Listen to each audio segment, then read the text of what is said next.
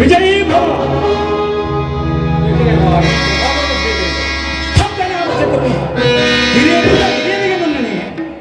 ದಶಬ್ರಹ್ಮ ಕಿರಿದಾದ ಒಟ್ಟು ಬೀಜವು ವಿಶಾಲವಾದ ಮರವನ್ನು ಹೊಂದುವಂತೆ ವೃಕ್ಷವನ್ನೊಳಗೊಂಡ ನಿಜಕ್ಕೆ ಕುಂದಿಲ್ಲ. ಬ್ರಹ್ಮ, ನಾನು ಬರುತ್ತೇನೆಂದು ಹೇಳಿರಲಿಲ್ಲವೇ? ಈ ದೇವರ ಸಮ್ಮೇಳನವಾದರೂ ಕಾರ್ಯವು ಮಿಂಚುವಾಯಿತು. ಏನು ದೇವತೆಗಳ ಸಮ್ಮೇಳನದಲ್ಲಿ ದಕ್ಷ ಬ್ರಹ್ಮನ ಮಾತುಗಳು ಉಲ್ಲಂಘನೆ? ಸಂಶಯವೇನು ದಕ್ಷಬ್ರಹ್ಮ? ಶಾಂತವಾದ ದಶಬ್ರಹ್ಮ, ಶಾಂತಿಯೇ ನೆಲೆಸಿರುವ ಶಾಂತಿ ಮೂರ್ತಿ ಮುಂದೆ ಮುಂಗಡವೇ? ಪರದೃಷ್ಟಿಯೇ, ನೆರೆದ ಸುರ ಗಂಧರ್ವರ ಗುಂಪಿನಲ್ಲಿ ನೀನೊಬ್ಬ ಹಿರಿಯನೆಂದು ಸುಮ್ಮನಿರಬೇಕಾಗಿದೆ. ಸಾಕು, ಬಾಯಿ ಮುಚ್ಚು. ಮುಂದುವರೆಯಬೇಡ ದಕ್ಷ ಬ್ರಹ್ಮ. ಮುಂದುವರಿದರೆ ಮಹೇಶನ ಭಯವಿಲ್ಲ ಭೃಗುದೇವ. ನಾನು ಆ ಮಹೇಶ್ವರನ ಭಯಕ್ಕಾಗಿ ಮಾತನಾಡ್ತಿಲ್ಲ, ನಿನ್ನ ಹಿತಕ್ಕಾಗಿಯೇ ಮಾತನಾಡಿದೆ. ಅದನ್ನು ನಾ ಬಲ್ಲೆನು. ಆ ಶಿವ, ಈ ಶಿವ, ಸದಾ ಶಿವನೆಂದು ಹೊಗಳುತ್ತಿರುವರ ಈ ಬ್ರಹ್ಮನಂತಹ ಗೊಡ್ಡು ವೈದಿಕರು ಅವನೆಲ್ಲಿ ಆ ಶಿವ? ಅಲ್ಲಿ ನೋಡು ದಕ್ಷ ವೀರ, ಅಕ್ಷಮಾಲಾಧಾರನು ಬಸಿತಾಂಗ ಪೂರ್ವಕರು ಆದ ಆ ಸದಾಶಿವನು ಆದಷ್ಟು ದಕ್ಷತೆಯಿಂದ ಕುಳಿತಿರುವ ನಾವು ದಕ್ಷ ಬ್ರಹ್ಮನ ಜಾಮಾನಂತೆ. ದಕ್ಷ ಬ್ರಹ್ಮನ ಜಾಮಾತ ಭೃಗುದೇವ. ನೆರೆದ ದೇವತೆಗಳ ಸಮ್ಮೇಳನದಲ್ಲಿ ಎಲ್ಲರೂ ನನಗೆ ನಮಸ್ಕರಿಸುತ್ತಿರುವಾಗ ಅವನೇಕೆ ನನಗೆ ನಮಸ್ಕರಿಸದೆ ಸ್ತಬ್ಧನಾಗಿರುವುದು? ಅದೊಂದು ಹಳಿಯ ಮಂದಿರ ಮೌನ ಭಾವ. ಬಾಯಲ್ಲಿ ಮೌನವಾಗಿದ್ದರೆ ಕೈಯಲ್ಲೇಕೆ ನಮಸ್ಕರಿಸಬಾರ? ಅವನೇನು ಸದಾಶಿವನೋ ಇಲ್ಲ ಅವನು ಸುರವೇಶವನ್ನು ಧರಿಸಿರುವ ಮೂಗುಮಾರಿಯೋ? ಮಾರಿ ಎಂದರೆ ಬೇಡ ಮಹಾದೇವನನ್ನು, ಮಾರಿಯಂತೆ ಮರದವರು ಹೇಳುವ ಮಹಾದೇವನಲ್ಲಿ ಮನವಿಡಬೇಕು. ಅಂತೆ ಪರಮೇಶ್ವರನ ಮುಂಗಡಿಯಲ್ಲಿ ಯಾರ ಪೌರುಷವೂ ನಡೆಯಬಾರದು. ಏನು ಸತ್ಯದ ವಂಚಕ, ಬಾಯಿ ಮುಚ್ಚು.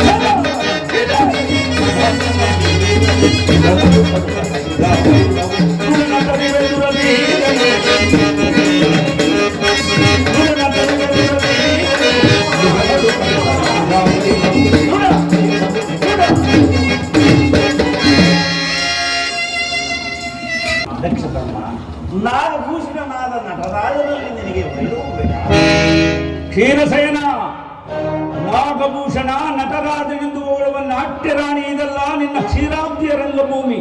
ಹೇಳಿದೆಯಾ ಭೃಗುದೇವ ಈ ದೇವತೆಗಳ ಮಾತನ್ನು? ದಕ್ಷವೀರ, ಆ ಸದಾಶಿವನು ನಾಗಾಭರಣ ಭೂಷಣನಲ್ಲವೇ? ಆಭರಣದ ಅಲಂಕಾರವನ್ನು ತಿಳಿಯದೆ ಸಣ್ಣ ಸಣ್ಣ ಕಾಯಿಗಳನ್ನು ಸರಮಾಲೆಯನ್ನಾಗಿ ಕಟ್ಟಿಕೊಂಡು ಕೊರಳಿಗೆ ಯಾವಾಗಲೂ ಸೊಗಡನ್ನು ಬೀರುವ ಒಂದು ಹಳೆಯದಾದ ಸರ್ಪವನ್ನು ಸುತ್ತಿಕೊಂಡಿರುವ ಆ ದರಿದ್ರ ಪುರುಷನು ಶೃಂಗಾರ ಭೂಷಿತನು. ಪುಷ್ಪಭೂಷಿತನಾದ ಭವಪೂರನನ್ನು ನಿರಾಕರಿಸಬೇಡ. ನಿನ್ನ ಭವ ಬಂದ ಪಾಶವನ್ನು ಬಿಡಿಸುವ ದಕ್ಷ. ದದೀಚಿ, ಕಂಬಳವಿಲ್ಲದೆ ಒಗುಳು ಬಟ್ಟ ನೀನಾದೆ ಸಾಂಬಶಿವನಿಗೆ. ಉಡುವುದಕ್ಕೆ ಬಟ್ಟೆ ಇಲ್ಲದೆ ಮಾರುತ್ತ ಕೌಪೀನವನ್ನು ಕಟ್ಟಿಕೊಂಡು ಕೊರಳಿಗೆ ಯಾವಾಗಲೂ ಶರೀರಕ್ಕೆ ಹೆಣದ ಬೂದಿಯನ್ನು ಬೆಳೆದುಕೊಂಡು ಕೈಯಲ್ಲಿ ಒಂದು ಕಬ್ಬಿಣದ ಸಲಾಕೆಯನ್ನು ಹಿಡಿದು ಬೀದಿಗಳಲ್ಲಿ ಅಲೆದಾಡುವ ಭಿಕ್ಷುಕನು ನಿನಗೆ ಭಸ್ಮಭೂಷಿತನು. ದಕ್ಷವೀರ ಕನಕ ಮಂದಿರನೆಂದು ಭಕ್ತಾದಿನೆಂದು ಸರ್ವೇಶ್ವರನೆಂದು ಪರಶಿವನಿಗೆ ತನ್ನ ಮಗಳಾದ ಸತಿಯನ್ನು ಕೊಟ್ಟು ವೈಭವದಿಂದ ವಿವಾಹ ಮಾಡಿದ ಆ ಮಾತನ್ನು ಮರೆತೆಯ? ಅದೊಂದು ಗತಿಸಿದ ವೈಭವದ ಮಾತಾಗಿರುವ ನಾ ಕೊಟ್ಟೆ ಮಗಳನ್ನು ಓರ್ವ ಸ್ಮಶಾನವಾಸಿಗೆ ಹಸುವೆಯನ್ನು ಸಂತೆಗೆ ಹೊತ್ತು ಮಾರುವ ಒಂದು ಮುದಿಯತ್ತನ್ನು ವಾಹನವನ್ನಾಗಿ ಮಾಡಿಕೊಂಡಿರುವ ಭಂಡ ಪರಶಿವನು. ಅಲ್ಲದೆ ಮರುಳಾದೆ ಅನೇಕ ಪಿಶಾಚಿಗಳಿಗೆ ಅಧಿನಾಯಕನಾದ ಅಂಕೆ ಸಿಂಗಿಯಲ್ಲದ ರುದ್ರನಿಗೆ.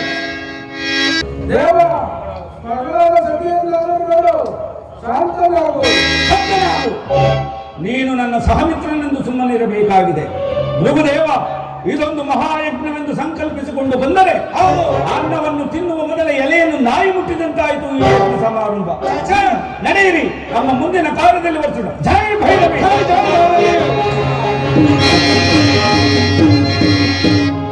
ಮಾತನಾಡಿದ ಮಾತಿನಲ್ಲಿ ಮನವಿಡಬೇಕು. ಸರ್ವೇಶ್ವರ, ಸದಾ ರಾಜನಾಗಿ ಮೆರೆಯುತ್ತಿರುವ ದಕ್ಷ ಬ್ರಹ್ಮನ ಕಠಿಣವಾದ ಮಾತುಗಳನ್ನು ಮಂಡಿಸಿ ದೇವತೆಗಳಿಗೆ ಹವವನ್ನು ಕೊಟ್ಟು ಆನಂದಿಸಬೇಕು. ಮದ ಮೂರ್ಖರು ಮಹತ್ತರವಾದ ಕಷ್ಟಕ್ಕೆ ಈಡಾಗುವುದು. ದೇವತೆಗಳಾದ ನೀವು ಸುಖವಾಗಿ ಬಾಳಿ.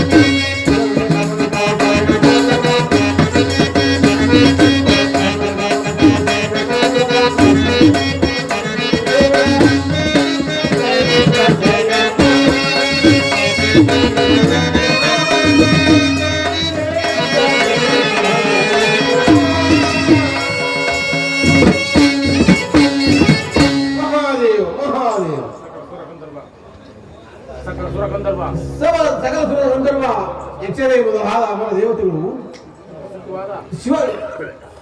ಸುಪ್ರಸಿದ್ಧವಾದ ಶಿವಧರ್ಮವೊಂದನ್ನು ಸ್ಥಾಪಿಸಬೇಕೆಂದ ದೇವತೆಗಳ ಮನೋರಥವು ಮಂಜು ಮುಸುಕಿನ ಸೂರ್ಯನಂತೆ ನಿರಾಧಾರವಾಯಿತು.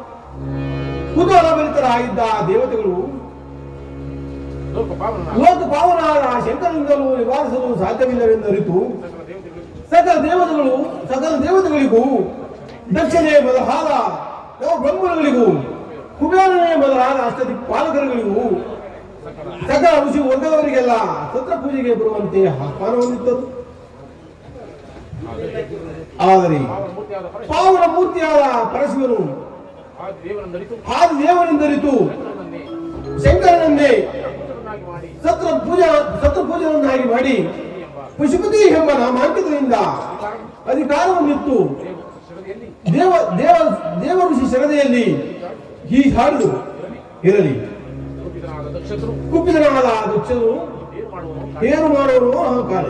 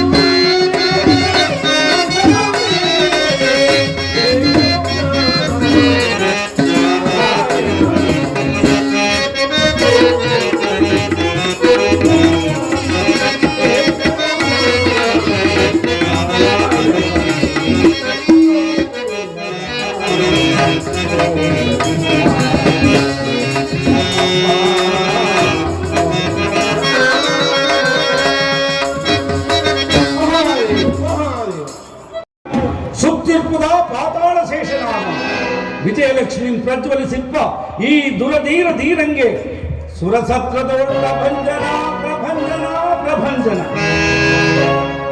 ದಕ್ಷೇಂದ್ರ, ಅದೇಕೆ ಪಶ್ಚಾತ್ತಾಪದಿಂದ ಪರಿತಪಿಸುತ್ತಿರುವೆ? ನೆರೆದ ಮಹಾಸಭೆಯಲ್ಲಿ ವಿದ್ಯಾಧರನ ನಗೆಗಡಲು ನೆನಪಾಯಿತು.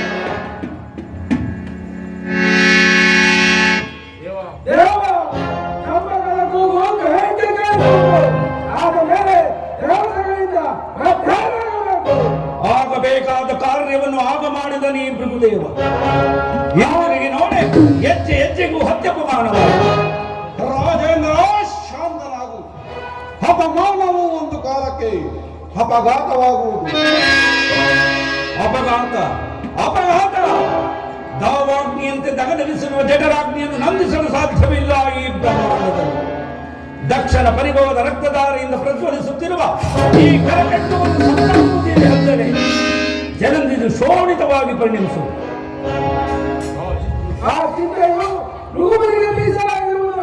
ಭೃಗು ಅಂದಿನ ಪರಿಭವದಲ್ಲಿ ನೋಡೆ ಚಕಿತನಾಗಿದ್ದ ನೀ ಭೃಗುದೇವ. ಆತ್ಮಹತ್ಯದ ಅಪಮಾನದಲ್ಲಿ ತೇಲಾಡುತ್ತಿದ್ದ ದಕ್ಷನ ವೀರ ರಸವು ಇಂದು ನಿಸ್ಸಾರವಾಯಿತು. ಎಂದೆಂದಿಗೂ ಈ ಯಜ್ಞ ಬಂದಿದ್ದನಾದ ಈ ಭೃಗುದೇವನು ಚಕಿತನಲ್ಲ. ಅಂದಿನ ದಿವಸವೇಕೆ ಶಾಂತಿ ಸಮ್ಮೇಳನ ಸಮ್ಮೇಳನವಲ್ಲ, ಶಿಲೆಯ ಮರೆಯಲ್ಲಿ ಅಡಗಿರುವ ಅಗ್ನಿ ಜ್ವಾಲೆಯಂತೆ ಮರೆಯಾಗಿದ್ದ ಕೋಪಾಗ್ನಿಯು ದಕ್ಷಯಜ್ಞದಲ್ಲಿ ಮಿಂಚಿನ ನೋಡಿಗೆ ಎದ್ದು ದಕ್ಷಯಜ್ಞ ದಕ್ಷಯಜ್ಞ ಅದನ್ನು ಮಾಡುವರಾರು? ಭಯಂಕರನಾದ ಭೃಗು. ಅದು ಸಾಧ್ಯವೇ? ಅಸಾಧ್ಯವಾದ ಕಾರ್ಯವನ್ನು ದಕ್ಷೇಂದ್ರ ಒಂದೆರಡು ದಿನಗಳಲ್ಲೇ ಮಹಾಯಜ್ಞವನ್ನೇ ಉಡುವಂತೆ ಪರಶುವನ ರಕ್ತದಿಂದ ಸಂವೇದವಾದ ಸಂಯುಕ್ತಗಳೇ ಅದಕ್ಕೆ ಆವಿರ್ಭಾವ. ಸಭಾಂಗಣ ವಿಭಯವನಾಂತು ದಗದಗೆ ಸಭಾ ಭೂಮಿ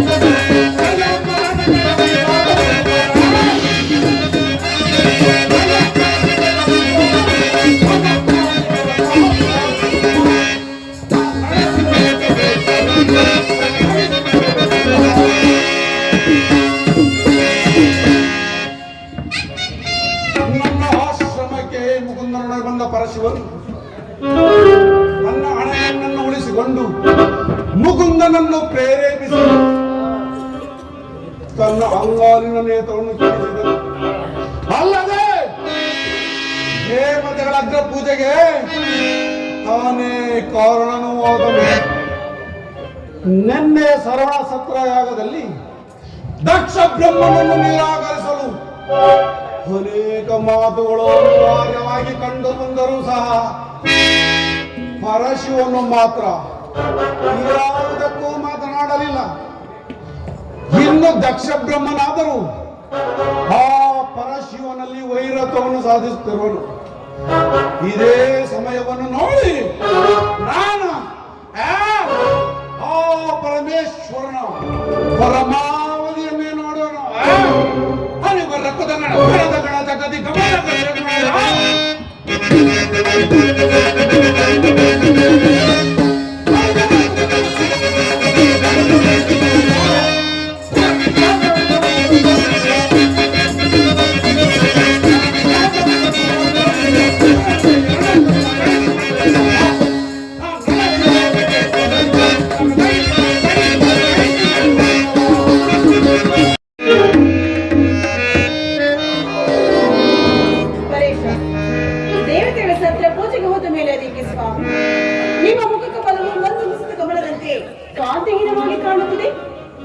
ಸತಿ ದೇವತೆಗಳ ಸಮ್ಮೇಳನ ಸತ್ರಯಾಗ ನನಗಾಯ್ತು. ಸತ್ರಯಾಗದ ಪೂಜೆ ಅಲ್ಲದೆ ನನ್ನ ಪ್ರಸಾದ ಧನ್ಯರಾದರೂ ಸುರಗಂಧರ್ವ ಕೋಟಿಗಳು ಅಲ್ಲದೆ ಅನೇಕ ಪುಣ್ಯ ಪುರುಷರ ಮಧ್ಯದಲ್ಲಿ ಅನೇಕ ದುರಂತಗಳು ನಡೆದವು.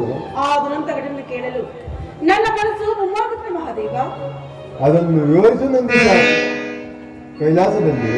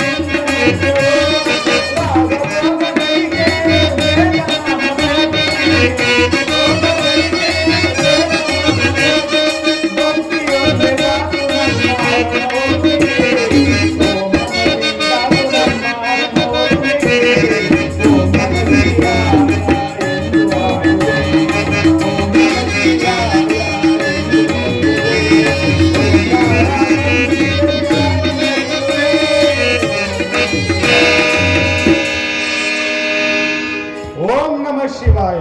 ಪಾರ್ವತಿ ಪರಮೇಶ್ವರಿಗೆ ನಮಸ್ಕರಿಸುವೆನು. ನಂದೀಶ್ವರ, ನೀ ಹೇಳು ಕಂದ, ಶರಣರಿಂದ ದುರ್ಘಟನೆಗಳನ್ನು.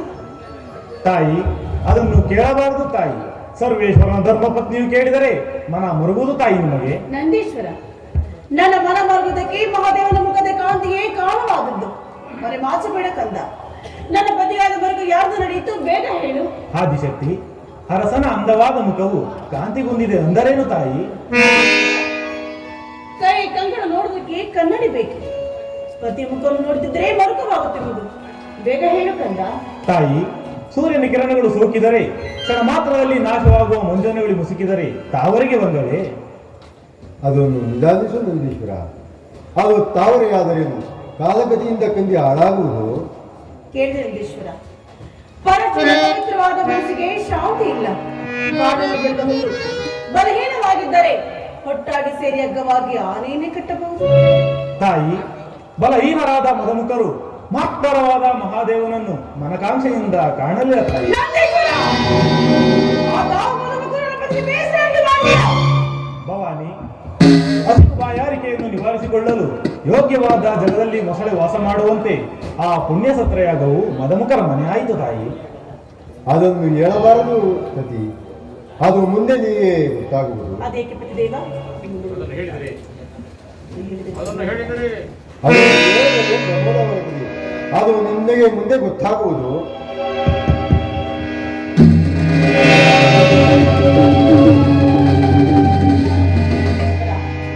ಕೇಳಿದೆಯಾ ಆ ಕಿನ್ನರೆ ಗಾನವನ್ನು? ಅದಾರು ಎಂದು ನೋಡಿ ಹೇಳುವೆಯ ಕಂದ?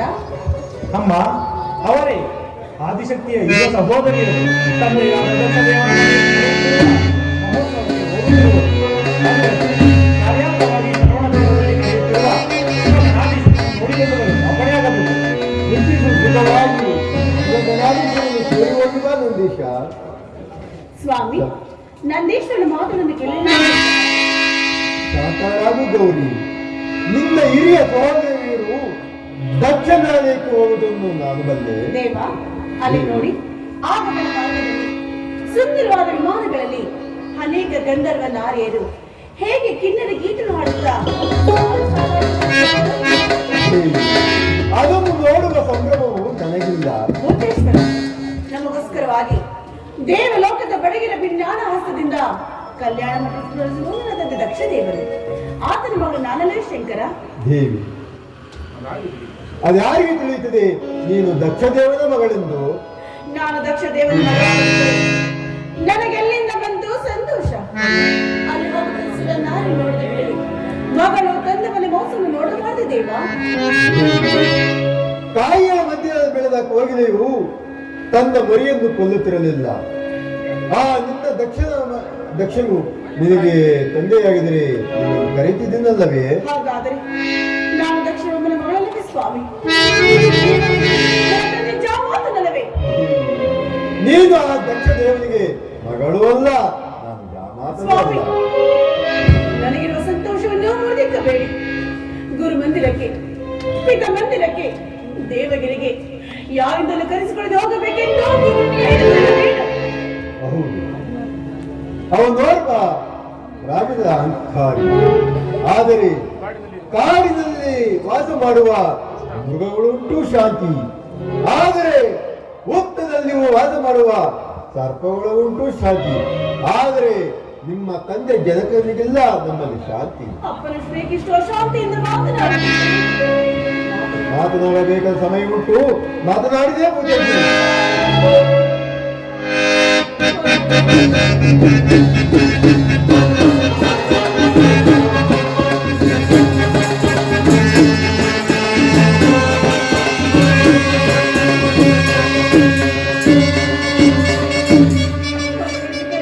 ಮತ್ತೊಂದು ನಾದ ಆ ಕಿನ್ನರಿ ಕೈ ಬಳಿಗಿದ್ದವು. ನನ್ನ ಮನಸ್ಸು ದಕ್ಷಿಣ ಲೋಕದ ಕಡೆ ಅದು ಜೀವವಲ್ಲ, ನಿನ್ನ ಆತ್ಮವನ್ನು ತುತ್ತುಗಟ್ಟಿ ಎಳೆತಿರುವ ಕಾಲಪಾಶ. ಯಾವ ಪಾಶವಾದರೆ ಆತ ಬೇಡ ಸತಿ. ನಮ್ಮಲ್ಲಿನ ವಯಸ್ಸು ನಿನ್ನ ತಂದೆ ದಕ್ಷಿಣೆಯಲ್ಲಿ ಅಪಾರವಾಗಿರುವುದು.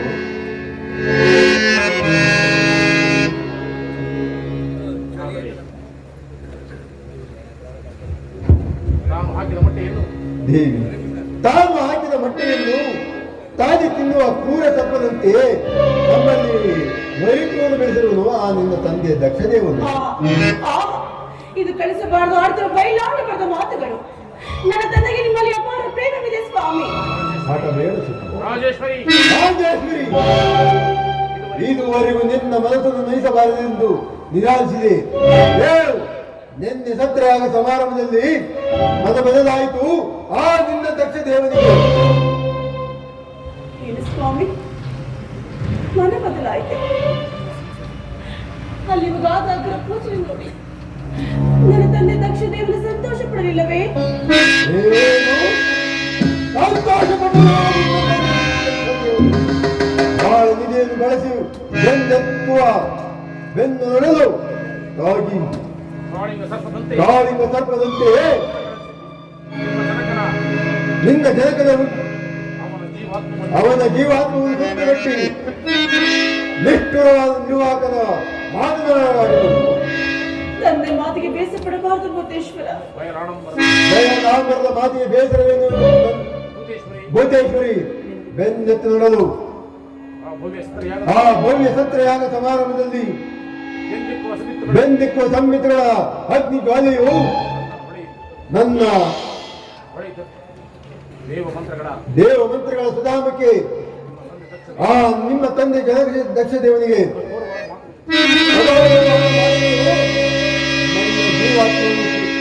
ಹಾಗೆ ಅದರಿಂದ ಉಂಟಾದ ನೋವನ್ನು ತೆಗೆದುಕೊಳ್ಳುವುದು.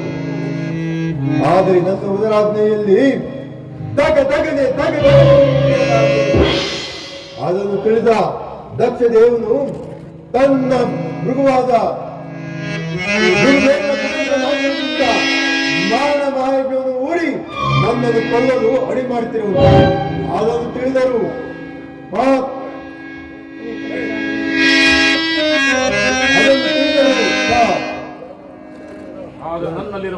ಆದರೆ ನಿನ್ನಲ್ಲಿ ನೀಡುವ ಬಾಂಧವ್ಯವು ನನ್ನನ್ನು ಸುಮ್ಮನೆ ಕುಳಿಸಿತು ಆ ದಿವ್ಯ ಶಾಲೆಯಲ್ಲಿ. ಇಂಥ ನಿವಾರ ಸಂಸಾರದಲ್ಲಿ ಎಷ್ಟೋ ನಡೆಯುವುದು, ಅದನ್ನು ಬಾಂಧವ್ಯದಿಂದ ಸಂಸ್ಕರಿಸಬೇಕು. ಈ ಜಗತ್ತಿನ ಒಡೆಯನಾದ ನೀನೇ ಹೀಗಾದ ಮೇಲೆ ಇತರ ಪಾಡೇನು ಶಂಕರ.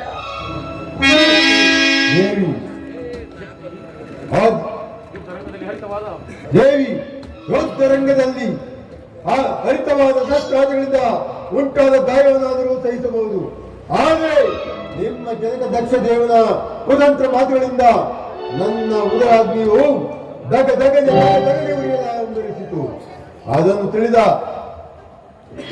ದಕ್ಷನು ತನ್ನ ಗುರುವಾದ ಭೃಗು ಋಷಿಯಿಂದ ಮಾರಣ ಮಹಾಯಜ್ಞವನ್ನು ಊಡಿ ನನ್ನನ್ನು ಕೊಲ್ಲಲು ಪಂಚಭೂತಗಳಿಂದ ಬಂಧಿಸಲ್ಪಟ್ಟ ಓಮಾಗ್ನಿ ಕುಂಡದಲ್ಲಿ ಮಾರಣ ಮಹಾಯಜ್ಞವನ್ನು ಮಾಡುವರು ಯಾರು? ನಾನಲ್ಲವೇ? ಅದನ್ನು ಅರಿತ ನಿನ್ನ ಸ್ವಾಮಿ, ಅವಿವೇಕದ ಜನಕನಿಗೆ ವಿವೇಕವನ್ನಾದರೂ ಹೇಳುವುದಕ್ಕೆ ನನ್ನ ಅಪ್ಪನ ಮನೆಗೆ ಹೋಗಬಾರದೆ ಶಂಕರ. ದೇವಿ, ನೀನು ಆ ಮಾರಣ ಮಹಾಯಜ್ಞಕ್ಕೆ ಹೋದರೆ ಯಾರು ತಪ್ಪದು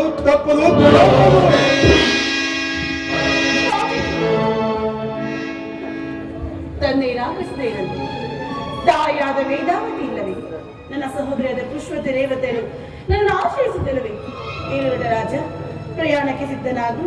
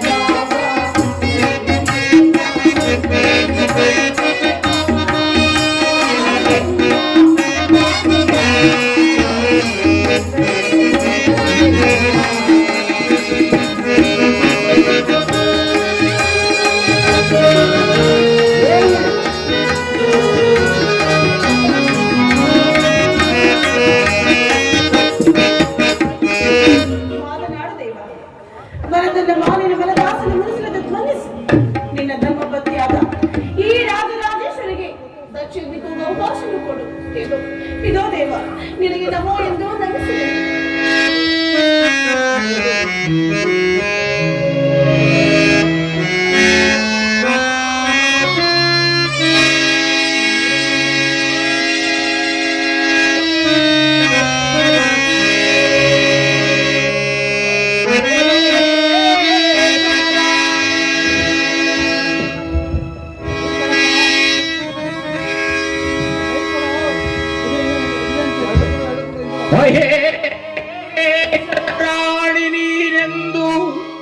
ಮಹಾಯಜ್ಞವನು ಬಯಸದಿರು ರಾಜೇಶ್ವರಿ.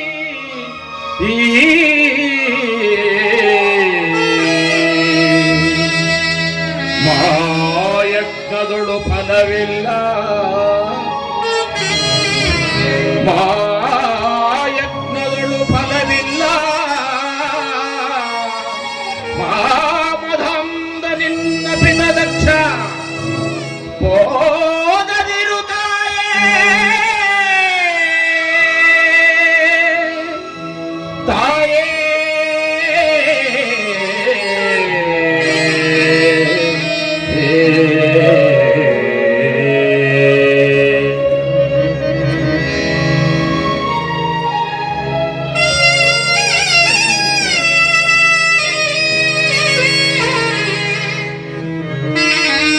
ನನ್ನ ಜೀವಕ್ಕೆ ಸೂತ್ರಧಾರನಾದ ಅವನೇ ಅವನೇ ಆಶ್ರಮದಿಂದ ತಾಳದಂತೆ ನನಗೆ ಆನಂದವನ್ನು ಮಾತಾಡಿ ಕುಳಿತುಕೊಂಡಿರುವನೇ ನನಗುಂಟೆ ಆನೆ ದಕ್ಷದೇವನಲ್ಲಿ ಅಥವಾ ಮತ್ತೊಬ್ಬ ದೇವನಲ್ಲಿ.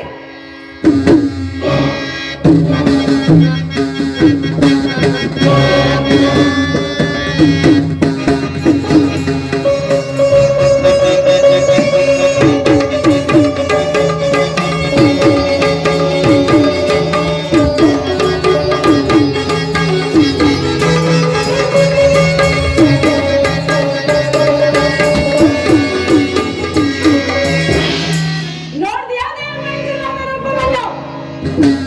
ಬ್ರಹ್ಮ ವಿಷ್ಣು ಸದಾಶಿವ ಒಟ್ಟುಗೂಡಿಸಿ ಬಂಧಿಸಲ್ಪಟ್ಟಿರುವ ನನಗೆ ಧಿಕ್ಕಾರವೇ ಅಥವಾ ನನ್ನ ಪತಿಯಾದ ನಿನಗೆ ಧಿಕ್ಕಾರವೇ?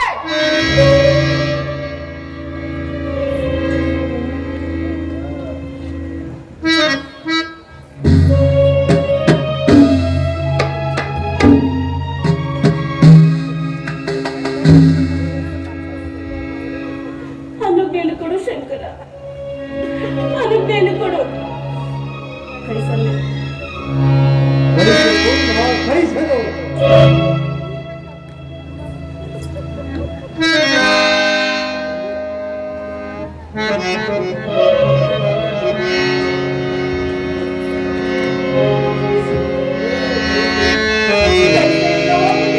ಕೈಲಾಸಪತಿ ಇರಲಿ ಇರಲಿ, ಇದೇ ಆಶೀರ್ವಾದವೆಂದು ನಾನೀಗಲೇ ನನ್ನಪ್ಪ ದಕ್ಷಿಣ ಸಮಾರಂಭಕ್ಕೆ ಹೊರಡುವೆನು. ನಂದೀಶ್ವರ ಆದಿಶಕ್ತಿಗೆ ನಮಸ್ಕರಿಸು. ಅನಾದಿ ಭಕ್ತ ವೃದ್ಧಿಗೆ ಮೊದಲಾದ ಅಷ್ಟ ಮಹಾಪುರಿಗಳಾದೀಶ್ವರನು ಈಗಲೇ ಬರಮಾಡು. ನಾನೀಗಲೇ ನನ್ನಪ್ಪ ದಕ್ಷಿಣ ಸಮಾರಂಭಕ್ಕೆ ಹೊರಡುವೆನು. ಅಪ್ಪಣೆ ತಾಯಿ.